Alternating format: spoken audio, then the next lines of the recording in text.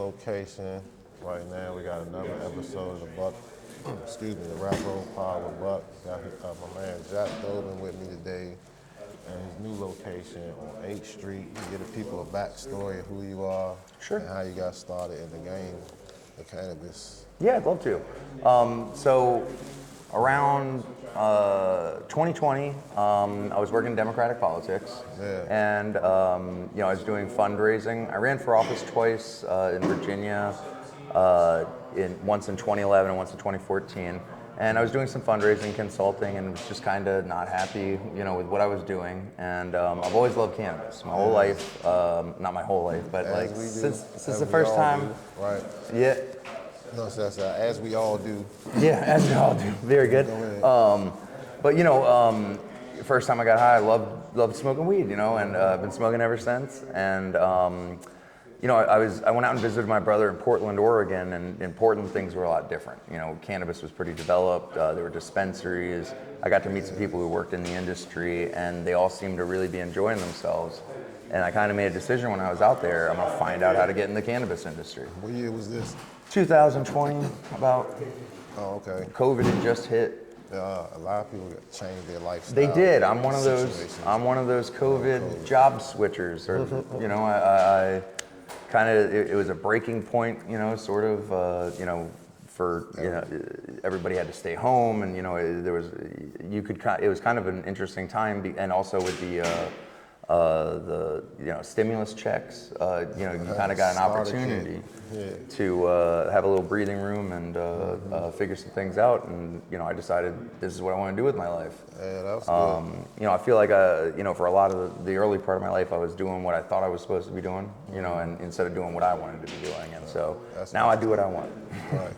Yeah. So you said you were around earlier before that, around with your previous company. Yeah, so they're kind of like intermerged now, but in the earlier days, it was in the I-71 phase, the Gas Guide. Right. So I wasn't with Gas Guide initially. To get into the industry, I started looking at LinkedIn, Indeed, things like that, and I saw a job posting for a company called Toker's Guide. And they're still around. They do good work.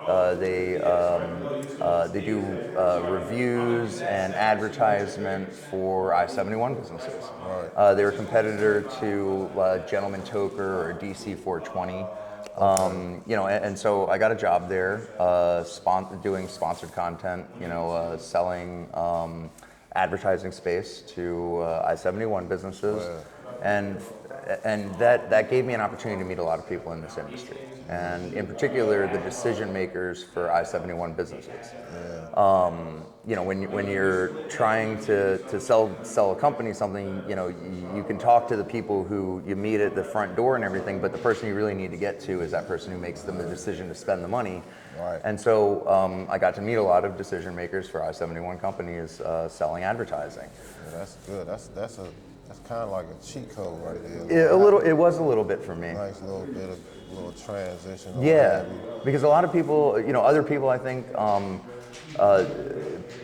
you're trying to get there, and I wasn't a wholesaler. I didn't have a product besides the advertising I was selling, but it gave me the ability, because of the exposure that we could get people with the website. I'd get to talk to people, and I became effective at selling, advertising in the cannabis space.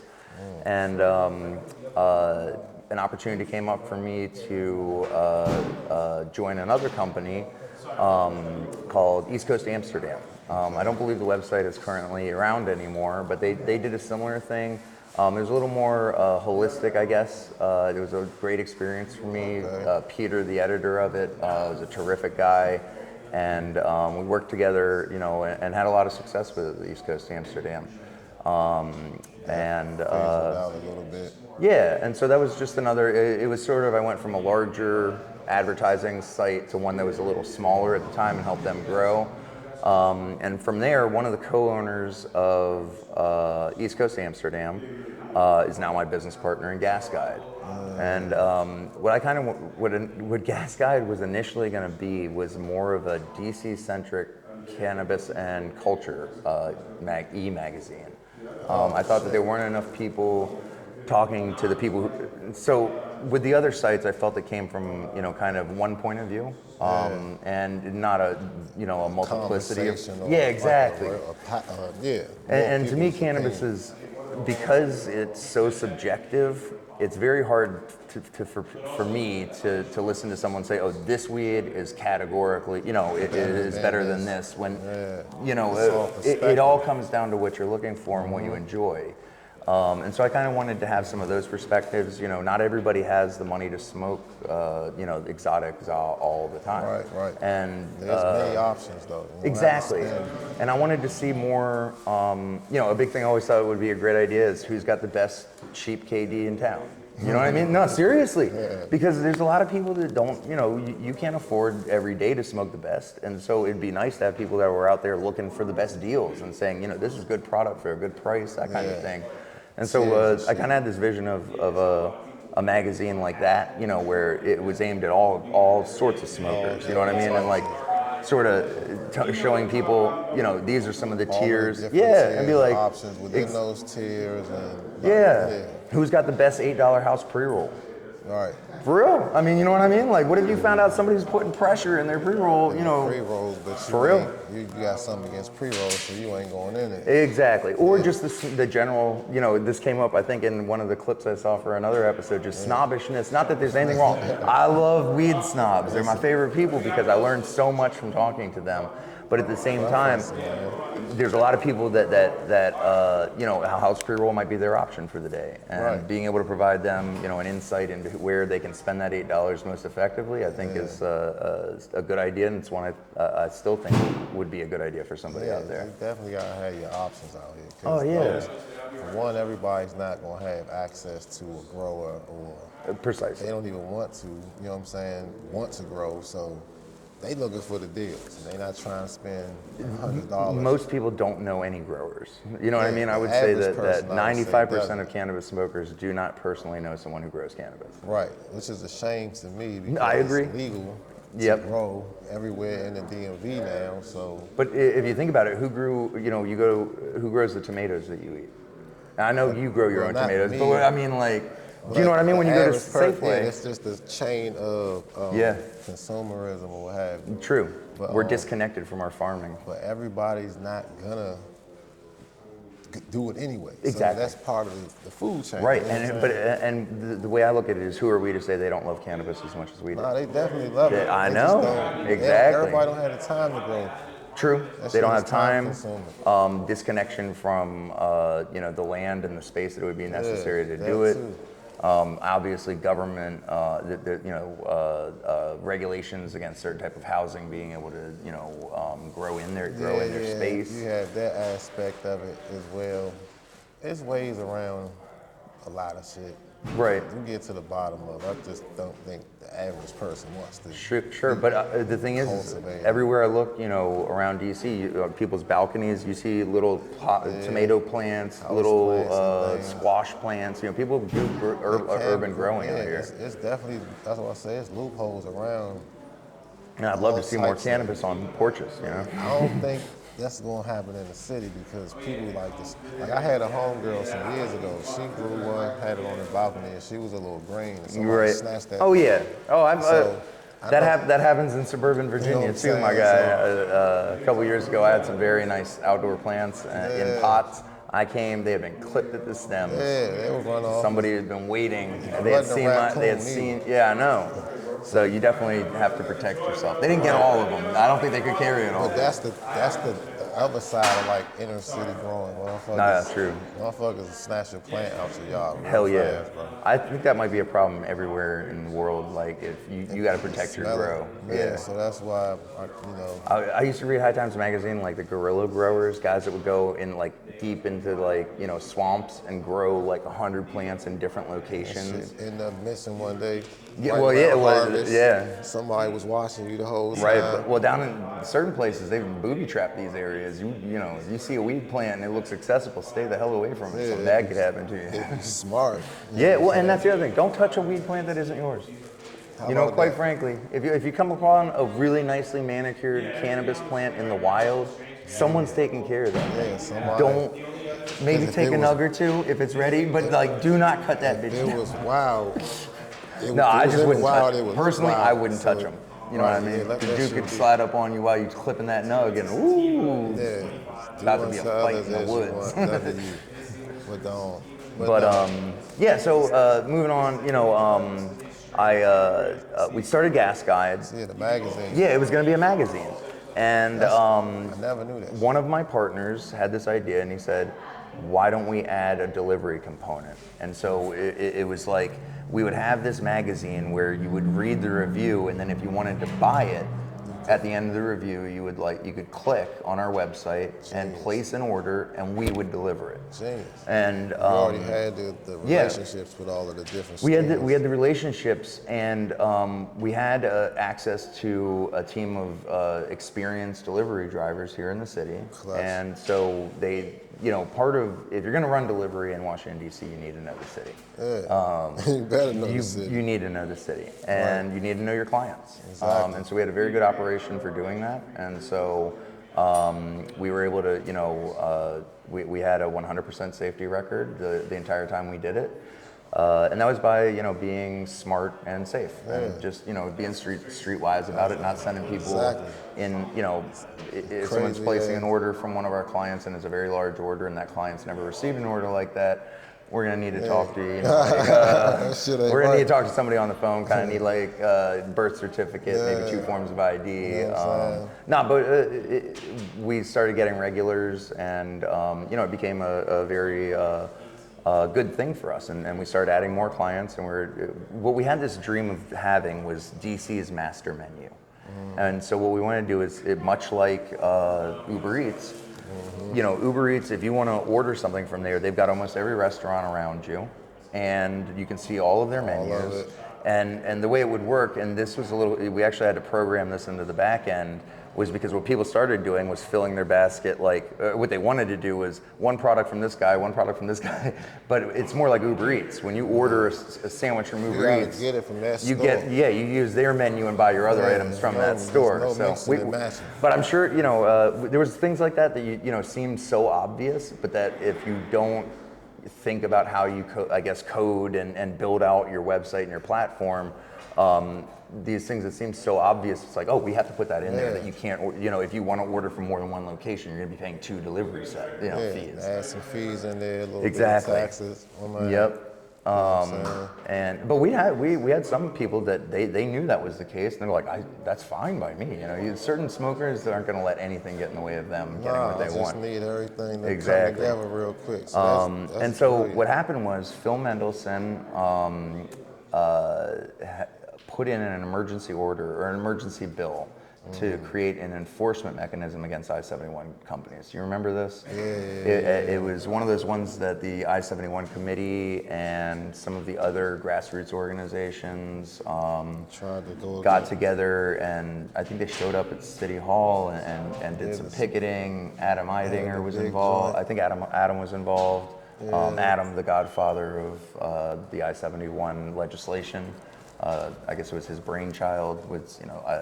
The history is there, but my hat's always off. It's not. I don't have a Phrygian hat right now like Adam's, but DCMJ and he did it for us. Went down there and had the joint. And so they fought it, but during that time we decided we were no longer. What do I want to say?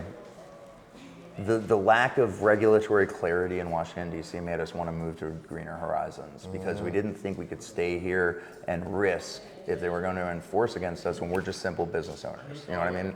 I-71 is something that they've allowed to flourish here in Washington, D.C., and we were doing an innovative thing, paying taxes, have a business license, and so making a business model out of right, it. and I come from the progressive wing of the Democratic Party, and here it's like, geez, these regulations and lack of clarity were really keeping us from being able to do business, but it's true, and that's usually so often we see that as a right-wing talking point. But it kind of was the case for us, and so what we decided to do was look into licensure in Maryland for transportation, and we were going to bring our model of doing business to consumer, last mile delivery for dispensaries in Maryland. Well, we get our license. We applied. We got an ancillary transportation license in Maryland, and come to find out, we got it, I believe, in April, and was it April? So we get it that spring, and the Maryland legislative session is going on, and they introduce a new rule with it came with adult use that there could be who was, I think it was something like that. Whoever was already a licensee, I think, couldn't do rec and. It was that, but also they made it so that third-party transportation companies could not do delivery to consumers. Right. So they basically changed the law on us. That's what it was. Yeah. And we couldn't perform that function, and it was actually quite not a dark time. It was a time of confusion for us as business owners, because we had not anticipated that. So you had already converted. We had already put all our to the transportation in Maryland when it was medical, before. Exactly. There you go. That was good. Yeah, and we got grandfathered in. Yeah. So we have an old school license. You were in that first suite. Yeah. They did switch it up on y'all. They said y'all couldn't get they that they rec flipped money. the script on us. They flipped us. It was bad. A lot of people were invested in their fleets and upgrading all the cars and going according to regulations and all that shit, and then they pulled the rug. Yeah, exactly. And so what we did is we didn't give up, and we started looking at business to business, because it technically, not technically, but our license allows us to do, because we couldn't do that.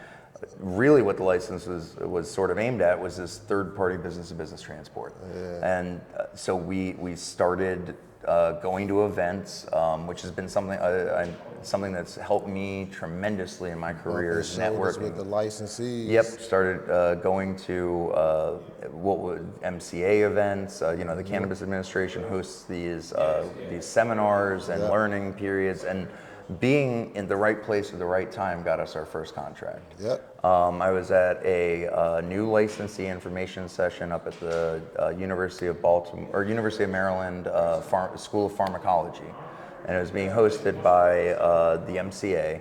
And it's on a break, and I start talking to another attendee, and she tells me, "Oh, you're in transportation. We're a new company to Maryland, Organic Remedies, and we just got our license here to produce edibles, and we want to be vertically integrated one day." And I'm like, "Oh, this is awesome." And their name's Organic Remedies, and I had never really heard of them. But apparently in Pennsylvania, and I believe also in Missouri, they do very good work. Okay. It's funny because I went to law school. I graduated from law school in 2005 from Carlisle, Pennsylvania, and that's where their headquarters is. So I get to talking to her, and she says, "We'd be very interested in getting transportation for us," because they, unlike a lot of other licensees who had been in Maryland for a while, who had already purchased fleets for themselves to deliver their products to dispensaries. You got to do it yourself. Yeah, they hadn't made that investment yet. So she was, I think she was project managing their rollout. So like getting all of the compliance and everything together so that they could open their doors. And she put us in touch with the upper management of Organic Remedies, and we started talking, and kind of they talked to us a bit about how they do it internally in other states, models that they've seen for third-party transport, and we were able to come up with an agreement that suited both of us very well, and now we do all of their transportation for them. And that was the first one? That was the first one, and it was just by being in the right place at the right time and going to networking events, and so I can't speak enough about if you're new in this industry and you got a small business, you've got to get out and meet people face to face. Shoulder to shoulder. Yeah, there's no way I could have found this lady on the telephone. No. You know what I mean? Like, you could pick up the phone all you want, you never would have found this lady. There was probably but by being there and talking and having my business cards and networking, I was able to. And they get a feel for like you as how your character is. Or Absolutely. Your company, they get to see some of your products probably. Yep. Or your work, they get, you know what I'm saying? That Yeah, shit definitely. And a big thing is, following up when you meet people at these events, and you get the business card, making sure that you call them. You know what I mean? All right, Trey, see you later, bro. Right. And so I don't know if your audience knows we're in our location today on H Street here with Granny Za. And so we'll get to the Granny Za part of the story shortly here. So we've been doing very well with Maryland, expanding our reach, doing one of my partners and I did like 200 pounds of fresh frozen and drove it from the eastern shore of Maryland to Cumberland, like 200 miles away. And you get kind of a big charge when you're driving a van with 200 pounds in it, and you got your license. You're good to go. You're good to go. You know what I'm saying? You're good to go. Not like you was My before. heart was not pounding for a second. You know what I mean? Like I was just doing my job. That shit I know that shit a rush though. It is a rush. It is A rush. I wanted to pull the tubs out and like stand on top and be like, stand on business. You know what I mean? Like, for real. But yeah, the business we do is we transport cannabis all over Maryland, and so what we do is we'll go up to the facility, pick up delivery orders for dispensaries, and then deliver them around the state to the dispensaries. Man, because that's how it's written in the legislature that the licensees in Maryland can deliver their own, product to the storefront. Right. Or the processor or whatever. There's some new stuff we're looking out for in the current legislation. We want to make sure that we're able to do everything the way we can. And that's the thing is like, from the legislative side, you definitely need to be paying attention to your license category. Yeah, 'cause that shit updates all the time. They can change it on you. And, this is one thing that particularly smaller licensees should probably start banding together so that they can increase their voice and their ability to persuade policymakers. Because quite frankly, if you don't, they tend to hear from the bigger people with the deeper pockets, and they create legislation it's natural for them to want to create legislation that suits their purposes. Right. But at the same time, having been on the wrong end of that before, we definitely know how important it is for us to pay attention. From that and seeing how important it was to band together and had one voice versus 100 voices of whatever. And we've got a great attorney in Annapolis that helps us with that, Eddie Pounds. Keeping an eye on all of the legislation, and it's. I would say the next step after you really get in this is to make sure that you're on top of looking at legislation every year. Absolutely. Particularly if your legislature has session every year. However often it is, stay abreast on that shit so that you know what's going on at all times. All right, so you was telling us, tell me how you got to the Granny Za side of this story. So we're doing deliveries, and so one thing I do on as a side business is, I guess side hustle is what people call them these days. Gotta have a side hustle. Yeah, is I represent a couple of manufacturers in the licensing window here in DC. Okay. Easy Day Edibles is one of them. I've worked with DC Extracts. Right. I've done some work with Terp Lords. All three of them coming on board very soon. Exactly. And my nephew and I, who works with me on a lot of things, we kind of saw this market open up, like an economy, where they allowed all of the I-71 people to get into the conditional licensing window, and they said they're going to be able to interact with one another. Okay. Before. Okay. Well, they don't say anything. It's just it became obvious to me that these companies were headed towards being licensed, and that they were going to need representation in sales, wholesaling to the other licensees.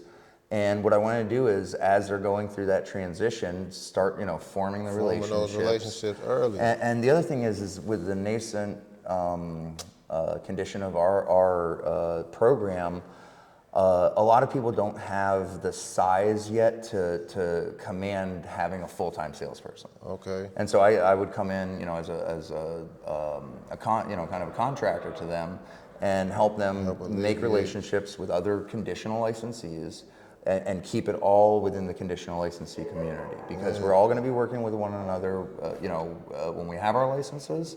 And why not, during this time where we're trying to get, to the finish line together, start having those, locking in, having those relationships start forming, quickly. And so Granny Zod had been one of our clients in Gas Guide, and I was familiar with some of the guys here. And so I reached out to him and said, hey, I'm representing some of these people, and I'd like to talk to you both first about those companies and tell you something, a bit about their products. Right. And then, I also noticed it was kind of a dual conversation that they had gone for vertical integration, which I was very excited about them for. Yeah. And that they had big plans for growing, quality medical cannabis here in the district. Absolutely. There's a lot of growers in producing, using that cannabis to produce their own line of their own lines and brands of edibles and flower. And when I got into the industry, what I really want to do is be around cannabis. I didn't know, how I was going to do it. But transporting cannabis wasn't real. It sort of turned into that. So during these conversations, they said, well, geez, we really like what you're doing. Maybe you could, come do some of that for us. And absolutely. I said, that'd be great. And then, getting to know more, they said that they had this new location that was going to be opening up, and they'd like to know, if I'd like to work there and, potentially manage it for them in the in-between time between the licensure, the granting of the unconditional license. Exactly. And I didn't have any retail experience, and so it was You're sort a of very personable person, so Thanks. That's what she was trying to get to. Yeah, and I think you've been doing it the whole time. True. Just not in to the consumer. Exactly, but I wanted that experience, and I'm pretty good at doing retail. I'm good at bud tending. I feel, my love for weed, I think, comes through.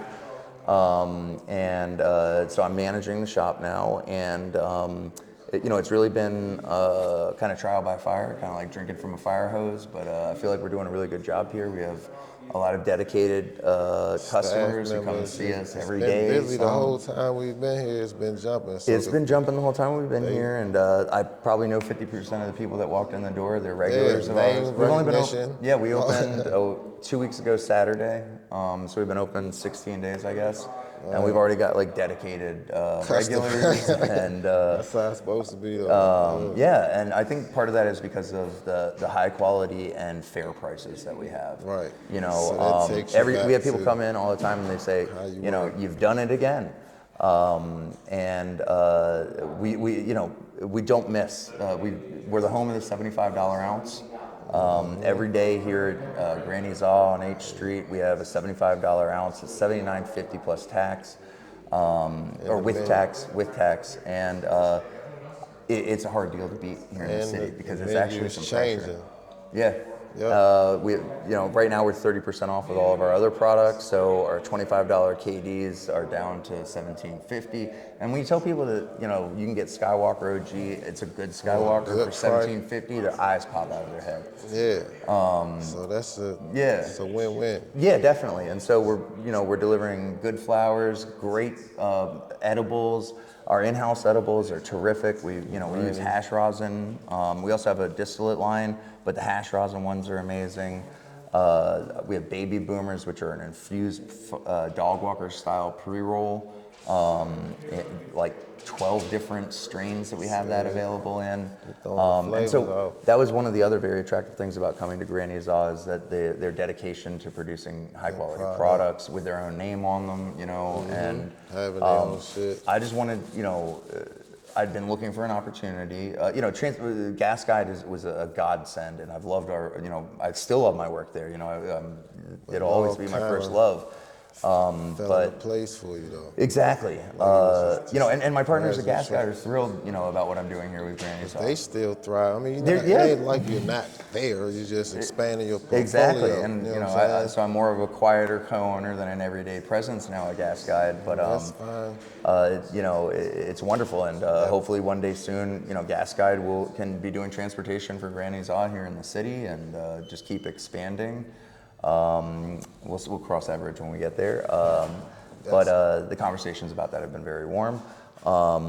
That's you know, important how you say y'all took the model seriously though. Y'all didn't want to keep playing in the gray area because you knew it was going to eventually, everybody knew the gray area was going to eventually Yes. dissipate. Yeah. You know what I'm saying? Yeah, and I don't want to So say we were ahead of the curve. It's just for what we wanted to accomplish and the security that we were looking for, we wanted to be in a legal market. Exactly. The city council holding, putting up a bill on a Tuesday and want to vote on it on a Thursday, just it became too much for us in terms of wanting to invest our money in a market that might never see the light of day. You know what I'm saying? And we were pleasantly surprised by what happened, here with the conditional licensing window, and I definitely kind of saw what was coming and was like, geez, let me start making more friends amongst this list.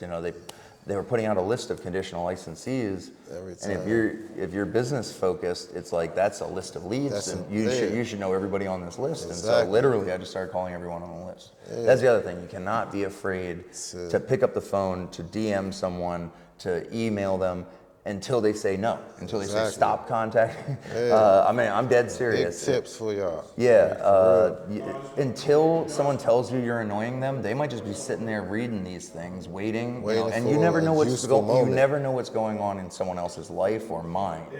And so I've definitely had people where I've contacted them, said I'd love to talk to you about this. Send them a follow-up email, send them a follow-up email, send them a follow-up phone call. Nothing, and then 3 days later, be like, "Hey, I've really been meaning to talk to you. Mm-hmm. I've just had a lot going on. Blah blah blah blah blah. How can we, how can we use your product, or how can we, Exactly. and so being persistent, staying persistent, not giving up, or being negative, or assuming that because someone hasn't responding that it's a no. Right. Exactly. You don't know until they tell you. Exactly. If they tell you no, the best thing about that is you can move on to the next person because now you know they're a no. It's not no until it's no. I'd much rather hear a no than just the silence, and you know what I mean, or the bullshit, or that's another one where they're just wasting your time to try and either get information or steal your ideas or. But business is business, so you got to kind of know how to read all of that. To move out here, and I took my lumps. Personal. I took my lumps out here. I've made some bad decisions, and but you come out stronger for them. And the biggest thing is perseverance, like you said. Yeah, I've copped the pack, way too high a price before. We all have. I know it happens to you, but then later you're like, God damn, You know what I'm saying? That's the thing is, I guess if you don't know if you're the custody or not, you might be a custody, Right. Another tip for y'all, motherfucker. Yeah, true. Yeah. But at the same time, everyone learned this way, and I feel like I came out on the other end of it stronger, more knowledgeable. Yeah, because a lot of motherfuckers that's not around from the I-70 era. Yeah, that's true. You know what I'm saying? It's been a godsend, and I love our location here. The Granny Zod Group is just really kind of given me the tools that I need to thrive, and kind of use the network and the people that I've been getting to know all this time, and do the things right and do them the way that I want to, and. So, this shop is really kind of a reflection of that. Not the space, they obviously designed the space, but definitely the vibes and the way that we strive to deliver a high level of customer service. Yeah, it's definitely coming together, man. Yeah. Y'all gonna have a lot of success over here. Thank you. I'm very excited about NCF. Please come see us at NCF. We're gonna have great merch, great giveaways. And some other things. That I can't mention yet, but some very exciting promos and people involved in the future. So keep your eye on GrannyZod.com, Granny Zod on IG, and please come see us here at the new Granny Zod H Street Northeast location, 1885 H Street Northeast, Washington, D.C. Right here. Appreciate you for having us, man. Thank you, man. I know it's been a little chaotic. Heck yeah. Y'all made room for us, you and your staff, so Hey, no problem. We appreciate you being here, and I'm really excited to be on your podcast. You're one of my dear friends in this industry. Absolutely, man. Someone I can always talk to, grab lunch, and I'm really excited for you, and I really hope this. I think this podcast is going to do big Community's things. building, man. We all gonna get it up. So. Well, you keep bringing the realness and being yourself, and I think it's gonna just be awesome, dude. I think you're gonna do great. I'm really excited for the first Appreciate episode that. with Jay from Nova Harvest. Yeah, He's Jay. like. Jay He's got my some- local idol in terms of grow and Jay- skill set. He does it right. Jay is a hash motherfucking guru. He is a guru, yes, Man, and he knows. He definitely. He didn't. You told do not me want to some get shit, into too. a hash dick measuring contest with Jay. You know what I mean? Like He don't even or a smoke. breeder measuring like He don't even knows so smoke many flower people. no more. He Yeah. just he does And straight. I had to hash. earn his respect. Yeah. Oh yeah. At first he was like, "We don't need more Chads in this industry." I'm like, I am not a Chad. You know what I mean? Like, bruh. But it's okay. I know I look like this. I'm aware that I look like this. You know what I mean? Like, Instead they call you A Street Tommy, man. that's right. Now they're calling me 8th Street Tommy from Tower. That's right. How times can change. Oh man, well I appreciate you though, man. So All right, we're bro. gonna get up out of here. For sure. Y'all check us on the next one. We out. Thank you. Cut.